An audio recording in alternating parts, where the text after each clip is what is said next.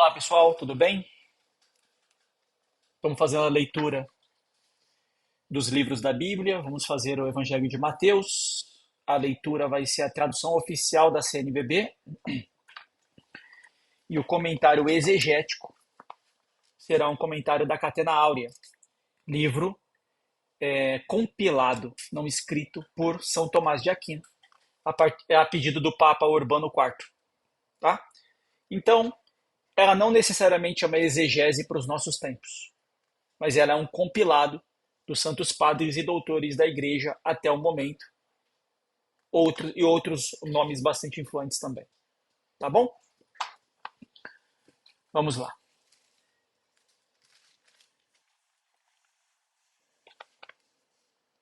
Pelo sinal da Santa Cruz, livrai-nos Deus nosso Senhor dos nossos inimigos, em nome do Pai, do Filho e do Espírito Santo. Amém.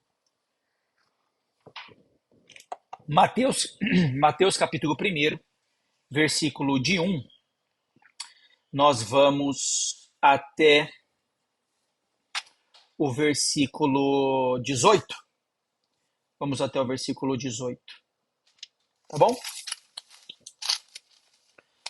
O livro da origem de Jesus Cristo, filho de Davi, filho de Abraão. Abraão gerou Isaque, Isaque gerou Jacó, Jacó gerou Judá e seus irmãos. Judá gerou Farés e Zara de Tamar. Farés gerou Esrom, Esrom gerou Arã. Arã gerou Aminadab, Aminadab gerou Nazaon. Gerou Salmão. Salmão gerou Boz de Raabe. Boz gerou Obed de Ruth. Obed gerou Jessé. Jessé gerou o rei Davi. Davi gerou Salomão, da mulher de Urias. Salomão gerou Roboão. Roboão gerou Abias. Abias gerou Asa. Asa gerou Josafá. Josafá gerou Jorão. Jorão gerou Osias. Osias gerou Jotão. Jotão gerou Acás. Acás gerou Ezequias. Ezequias gerou Manassés. Manassés gerou Amon. Amon gerou Josias. Josias gerou Jeconias e seus irmãos no tempo do exílio na Babilônia. Depois do exílio na Babilônia, Jeconias gerou Salatiel. Salatiel gerou Jorobabel. Zorobabel gerou Abiúde. Abiúde gerou Eliaquim. Eliaquim gerou Azor. Azor gerou Sadoc. Sadoc gerou Aquim. Aquim gerou Eliúde. Eliúde gerou Eleazar. Eleazar gerou Matã. Matã gerou Jacó. Jacó gerou José, o esposo de Maria, da qual nasceu Jesus, que é chamado Cristo. Assim, todas as gerações de Abraão até Davi são 14. De Davi até o exílio na Babilônia, 14. E do exílio na Babilônia até Cristo, 14. Palavra da salvação. Glória a vós, Senhor. Parei no versículo 17. Vamos pegar aqui o comentário dos santos padres da igreja. Tem detalhes interessantes. Aqui são muitas páginas, eu vou escolher algumas, ok? Alguns comentários pra gente. Então vamos lá. Uma água. São Jerônimo diz, da genealogia de Jesus Cristo, filho de Davi, filho de Abraão. Como Mateus significa face do homem, ele começou a escrever sobre Cristo, enquanto homem, dizendo genealogia de Jesus Cristo. Rábano Mauro, com este princípio, deixa manifesto que se propôs narrar a genealogia de Cristo segundo a carne. Pseudo Crisóstomo, ele escreveu o Evangelho para os judeus, para os quais seria supérfluo expor a natureza da divindade, que eles conheciam, mas era necessário mostrar a eles o mistério da encarnação. João escreveu o Evangelho com os gentios, que não sabiam se Deus tinha um filho, e foi por isso necessário ensinar-lhes antes que há um filho de Deus, que é Deus, e depois que este filho de Deus assumiu a carne. Ainda a Rábano Mauro. Mesmo que a genealogia ocupe uma pequena parte do livro, disse, contudo, livro da genealogia. Com efeito, é costume entre os hebreus colocar como título de seus livros a palavra com que começam, assim como Gênesis.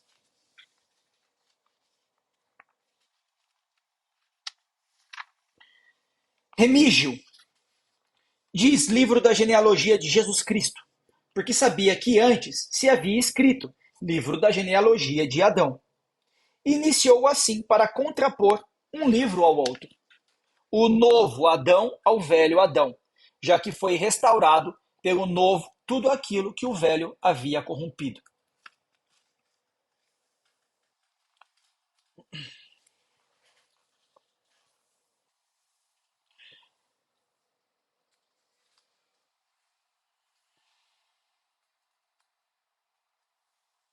Santo Ambrósio. Por isso, também elegeu dois autores da linhagem de Cristo. Um que havia recebido a promessa da ligação familiar de todos os povos, outro que havia obtido o oráculo da genealogia de Cristo. E assim, mesmo sendo posterior na ordem da descendência, foi nomeado em primeiro lugar aquele que é mais, porque é mais elevado ter recebido a promessa acerca de Cristo do que aquele acerca da igreja, aquela acerca da igreja. A mesma que existe por Cristo, uma vez que o que salva é de condição mais excelente do que aquele que é salvo. Ainda agora São Jerônimo. A ordem dos progenitores está invertida, mas por necessidade, pois se colocasse Abraão em primeiro lugar e depois Davi, teria de repetir outra vez o nome de Abraão, para que a série de genealogias fosse enlaçada. Santo Agostinho. Todos os erros dos hereges acerca de Cristo podem ser reduzidos a três classes: os concernentes à sua divindade, à sua humanidade ou a ambas de uma só vez. Santo Agostinho. Serinto e Ebião disseram que Jesus Cristo era apenas um homem. Insistindo neste erro, Paulo de Samosata asseverou que Cristo não existiu sempre, mas que seu princípio data somente de seu nascimento de Maria, pois não crê que seja algo maior que um homem. Esta heresia foi renovada depois por Fotino. Santo Atanásio agora. O apóstolo João, antecipando desde muito antes, com a luz do Espírito Santo, a loucura deste homem Fotino, desperta-o do profundo sono de sua ignorância com a declaração de sua voz dizendo: no princípio existiu o verbo, João 1:1. Logo ele, que no princípio era com Deus, não teve necessidade nos últimos tempos de receber o princípio de sua origem de ser humano. Ademais diz: e agora, Pai, glorifica-me junto de ti, com aquela glória que tinha em ti antes que houvesse mundo. João capítulo 17, versículo 5. Que Fotino ouça com atenção que aquele possuiu a glória antes do princípio dos tempos. Santo Agostinho. A perversidade de Nestório foi afirmar que o engendrado no seio da Virgem Maria foi apenas um homem, a quem o Verbo de Deus não assumiu em unidade de pessoa e união inseparável. Erro que ouvidos católicos, de modo algum, puderam suportar. São Cirilo de Alexandria. Em sua carta aos Filipenses, diz o apóstolo sobre o unigênito de Deus: existindo na forma de Deus, não julgou que fosse uma usurpação o seu ser igual a Deus. Filipenses 2:6. Quem é, pois, aquele que é em forma de Deus? Como se aniquilou e humilhou em forma de homem?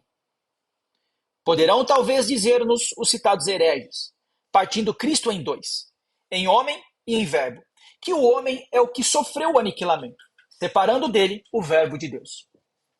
Mas teriam de demonstrar-nos antes em que forma e em qual igualdade com o Pai ele existiu para que suportasse o aniquilamento. Mas nenhuma criatura, compreendida segundo sua natureza, é igual ao Pai. Como, pois, uma criatura é dita aniquilada? De qual altura desceu para ser homem? Como se entende que tomou a forma de escravo, se não a tivesse desde o princípio?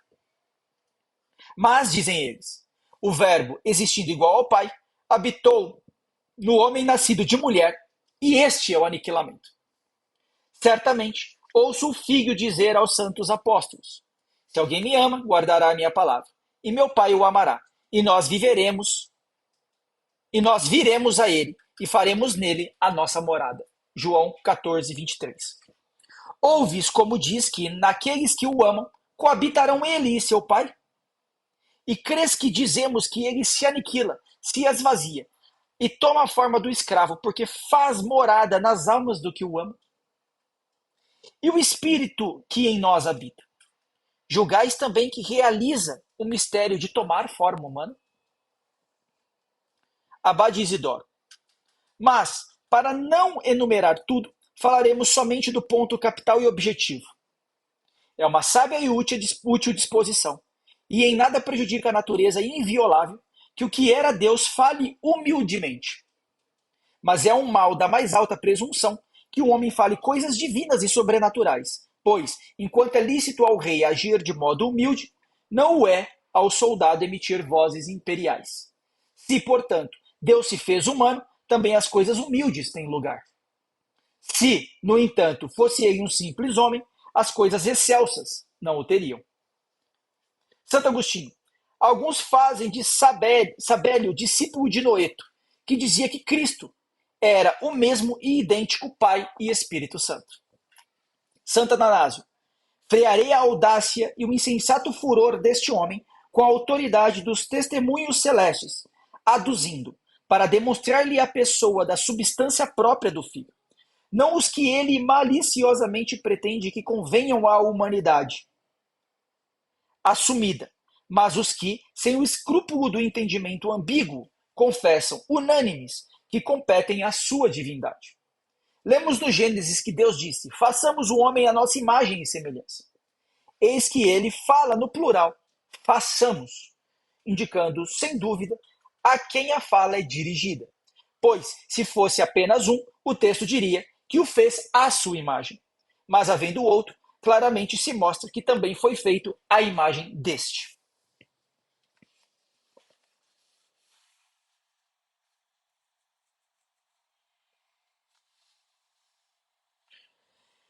Santo Agostinho, os maniqueus disseram que nosso Senhor Jesus Cristo era um fantasma e que não poderia nascer de um útero de mulher. Mas se o corpo de Cristo foi um fantasma, o Senhor então nos enganou. E se nos engana, não é a verdade. Mas Cristo é a verdade. Então seu corpo não foi um fantasma.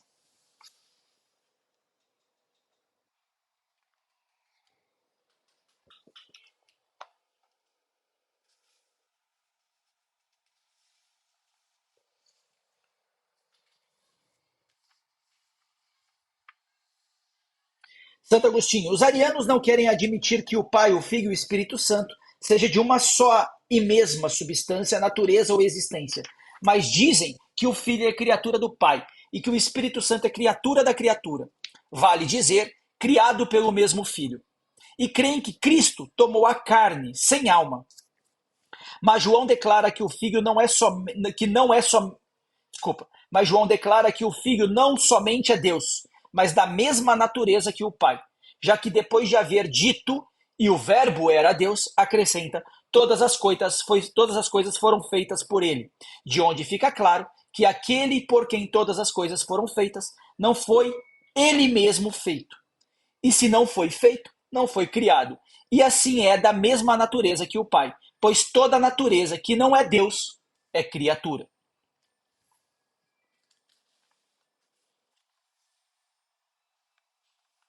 Que mais aqui pra gente?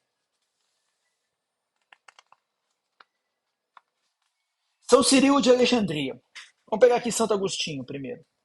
Em relação à carne mesma, os hereges mostram ter se apartado da ortodoxia da fé até o extremo de dizer que aquela carne e o Verbo são de uma só e mesma natureza, afirmando insistentemente que o Verbo se havia feito carne, no sentido que algo do Verbo se havia mudado e convertido em carne, mas não que esta carne se tivesse tomado da carne de Maria. São Cirilo de Alexandria. Cremos que estão loucos ou deliram os que suspeitam que pode caber na natureza divina do Verbo, mesmo sombra de mudança. O que é, sempre permanece, sempre e não muda, nem é capaz de mutação. Vamos avançar um pouquinho mais.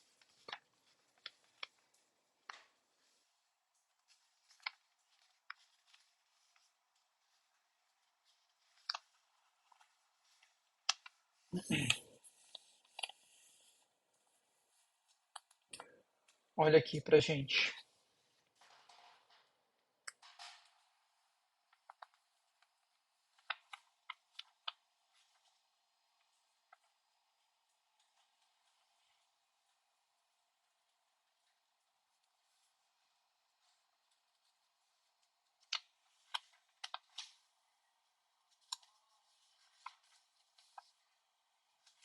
E Jacó gerou José, o esposo de Maria,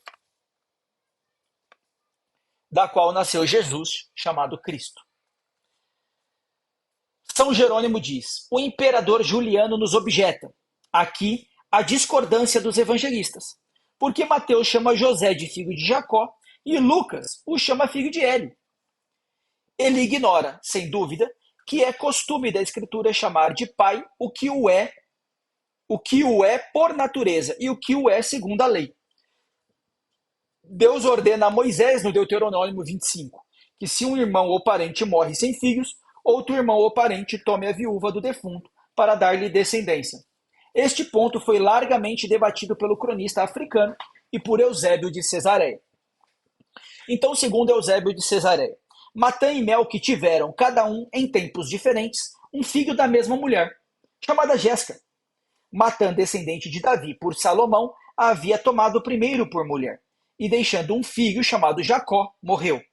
Como a lei não vetava que a viúva se casasse com outro, Melque, da mesma origem que Matã, da mesma tribo, ainda que não fosse da mesma família, tomou por mulher a viúva de Matã, da qual teve outro filho chamado Eli.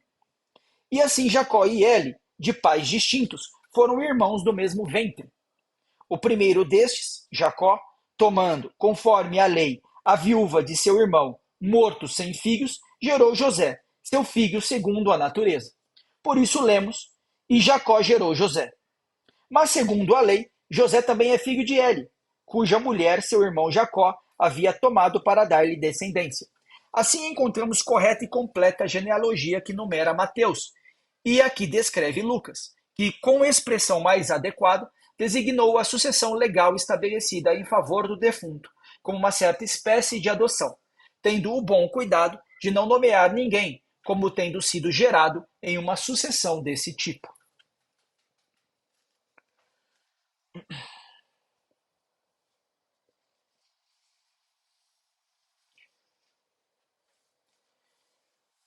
São João Crisóstomo. Estabelecidos todos os antepassados de Cristo e terminando em José, diz o evangelista, esposo de Maria, indicando que foi por Maria que incluiu também José na genealogia. São Jerônimo.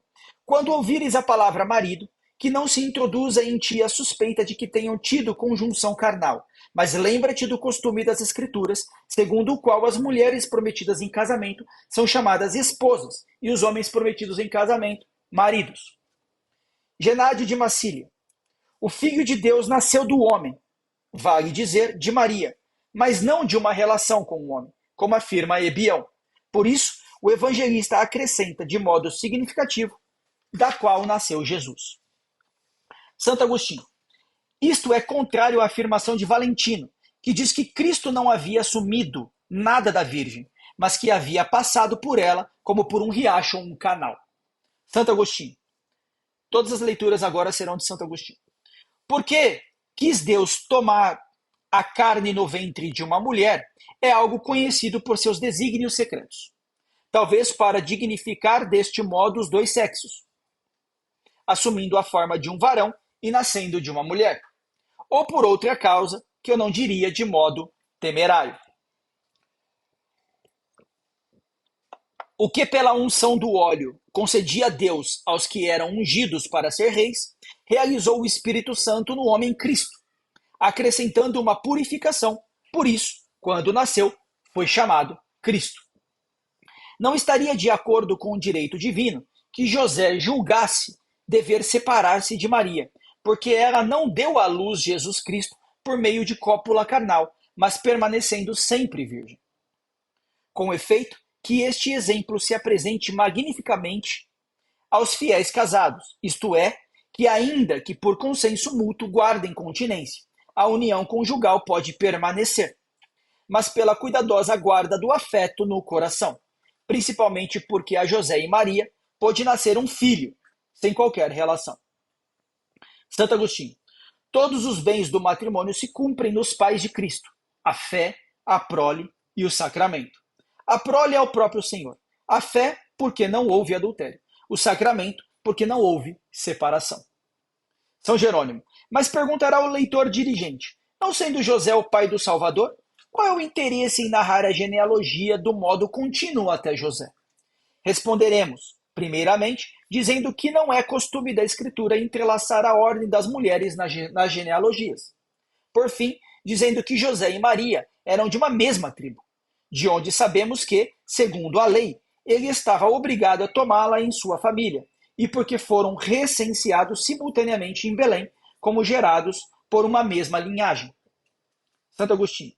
A genealogia teve que ser continuada até José, para que naquele singular matrimônio não fosse feita injúria ao sexo masculino, em todos os casos preeminente, sem prejudicar por isso a verdade, visto que tanto José como Maria eram da linhagem de Davi. Santo Agostinho. Cremos, portanto, que também Maria foi da linhagem de Davi, porque cremos nas Escrituras, que dizem ambas as coisas, que Cristo é da linhagem de Davi segundo a carne, Romanos capítulo 1, versículo 3, assim como Maria, que foi sua mãe, não por coabitação com um varão, mas permanecendo sempre virgem, Mateus 1, 18. O Concílio de Éfeso diz, devemos nos precaver contra o erro de Nestório, que diz, quando a Escritura divina tem de falar sobre o nascimento de Cristo, que é da Virgem Maria, ou sobre sua morte, nunca lhe dá o nome de Deus, mas os de Cristo, Filho ou Senhor.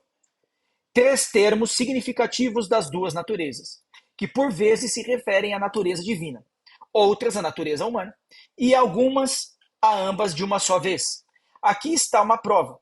Jacó gerou José, o esposo de Maria, da qual nasceu Jesus, chamado Cristo. Deus, o Verbo, não necessitou de um segundo nascimento de mulher para existir. Santo Agostinho.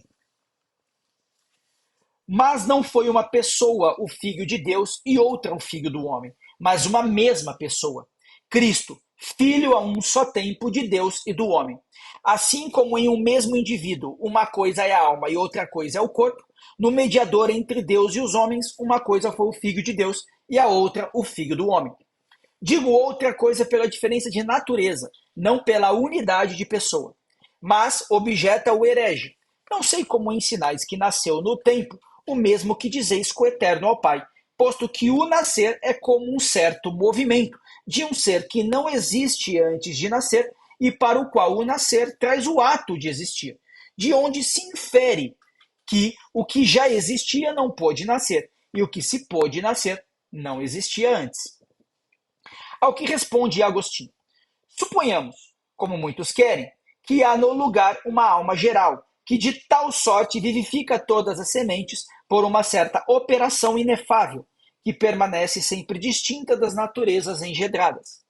Indubitavelmente, esta alma, quando chegou ao útero, para formar a matéria passiva segundo as funções que deverá depois exercer, faz com que haja consigo uma mesma pessoa naquele ser que sabemos que não tem a mesma natureza dela, de onde se faz, pela ação da alma na matéria passiva, um só homem a partir de duas naturezas, sendo a alma e a carne distintas. E assim, confessamos que a alma nasceu do útero, esta mesma alma que, vindo ao útero, dizemos que conferiu vida ao concebido.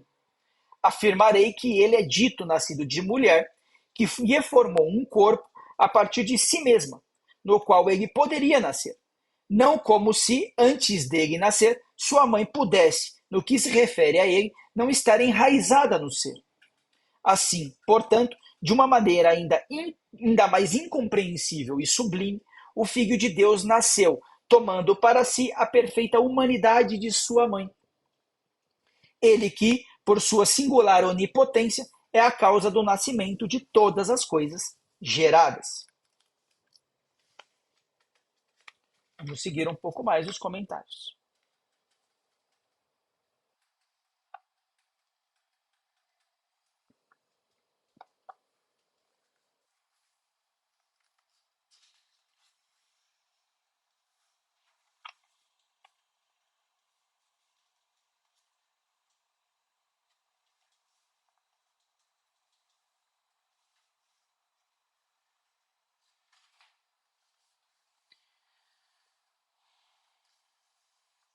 São João Crisóstomo. Como quem vai dizer uma coisa nova, o evangelista promete narrar a maneira como se fez esta geração, para que quem ouvir as palavras esposo de Maria, não pense que Cristo tenha nascido segundo a lei geral da natureza. São Jerônimo, mas por que Cristo é concebido de uma virgem casada e não de uma simples virgem? Por 3 razões. A primeira, para que pela genealogia de José se soubesse a origem de Maria. A segunda, para que os judeus não apedrejassem como adúltera. A terceira, para que ao fugir para o Egito tivesse a consolação de um marido. O mártir Inácio acrescenta uma outra razão, para ocultar ao demônio o parto de Maria, e que este sempre cresce que Cristo havia sido gerado não por uma virgem, mas por uma mulher casada. Pseudo Crisóstomo. E assim, depois de desposada Maria, ambos permaneceram em sua casa.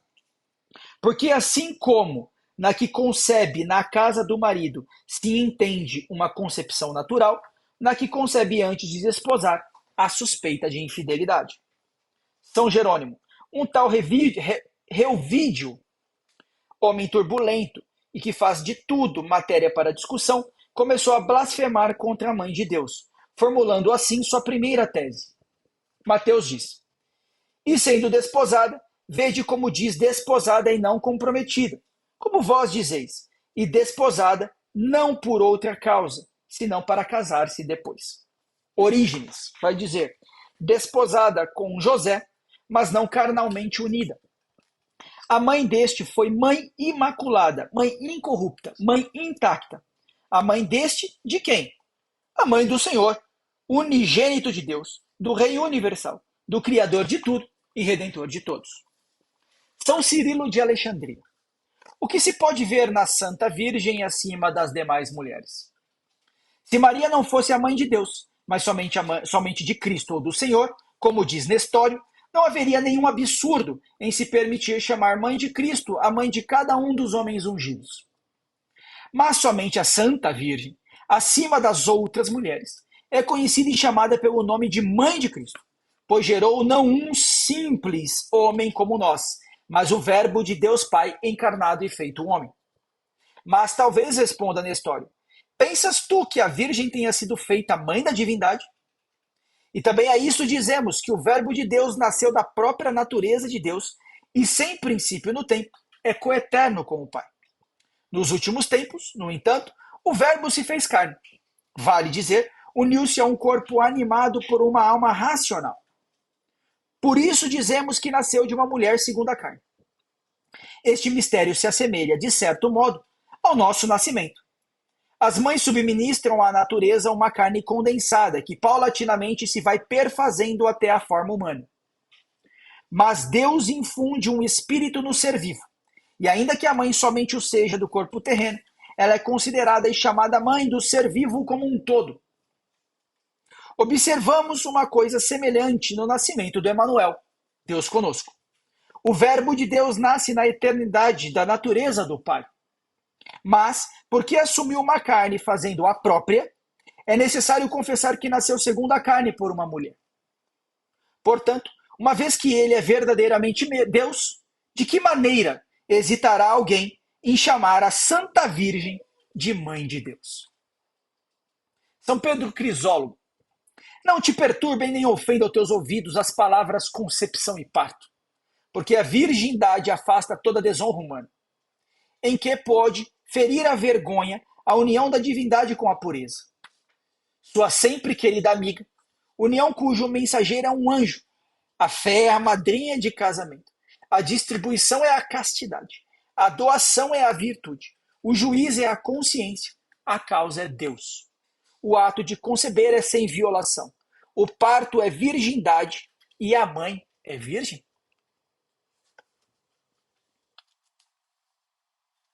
São Cirilo de Alexandria. Mas se disséssemos com Valentino que o santo corpo de Cristo foi formado a partir de uma matéria celeste e não da Virgem, como poderíamos entender que Maria é mãe de Deus? Contudo, o nome de sua mãe é acrescentado no Evangelho, Maria. São Beta. Maria se traduz do hebraico como estrela do mar, do siríaco como senhora, porque deu ao mundo tanto a luz da salvação quanto o Senhor. Também é dito com quem ela se casou: José. Pseudo Crisóstomo. Maria se havia casado com um carpinteiro porque Cristo, esposo da igreja, haveria de operar a salvação de todos os homens pelo lenho da cruz. Linda reflexão, né? Dos nossos santos padres e doutores. Muito bonito. Ainda assim, tem muitas outras passagens aqui.